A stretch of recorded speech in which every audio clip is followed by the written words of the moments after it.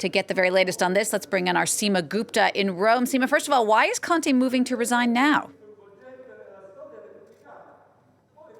Well, he had this meeting with his cabinet this morning, and he made that announcement officially that he has that intention to resign. And essentially, it's coming now, even though he won that confidence vote last week. But what we saw, the win was, it was a absolute majority in the lower house, but only a relative majority in the Senate. So it was very clear then that he was going to have to struggle to pass any legislation or to push forward any of his policy agendas. And this week, a vote was required on a justice reform package, and it seemed unlikely that he was going to get that support to push that through. So rather than face a defeat in Parliament, he's made this decision now to go forward with a resignation. We'll have to see whether he thinks he can create a broader coalition, perhaps getting support from centrist or moderate right-wing parliamentarians. But for the moment, the decision has been made, and he will be handing his resignation to Italy's President Sergio Mattarella. So, Seema, how could this play out, particularly in the context of the COVID crisis that's hit Italy particularly hard?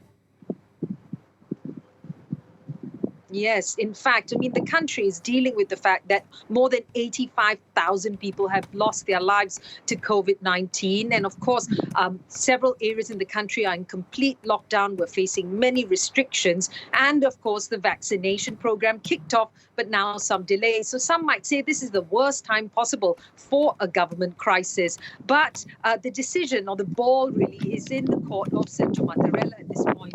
He can either decide to give Conte a third mandate, if you like, if he feels that he does have that broader coalition and can go forward, whether with the same parties or with other political parties involved. That's one option.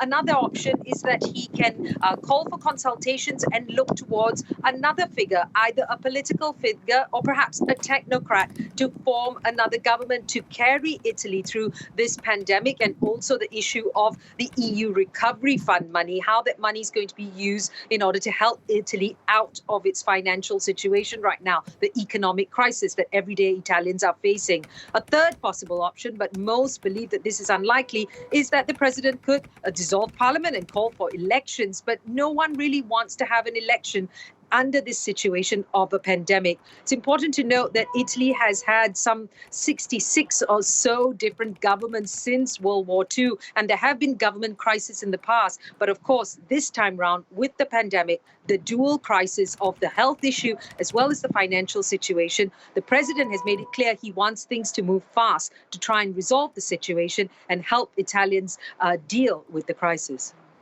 Seema, thank you for that. France 24 Seema Gupta there reporting from Rome. Well, the